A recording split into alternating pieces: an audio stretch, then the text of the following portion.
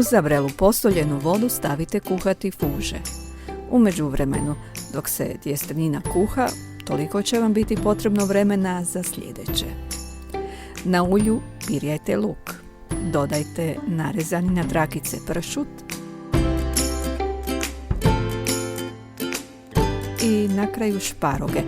Ukoliko su one kultivirane, ne ove samonikle, divlje, prije toga ih blanširajte i narežite na manje komade. Sve zajedno pirjajte nekoliko minuta uz malo vode ako je potrebno, dok šparoge ne omekšaju.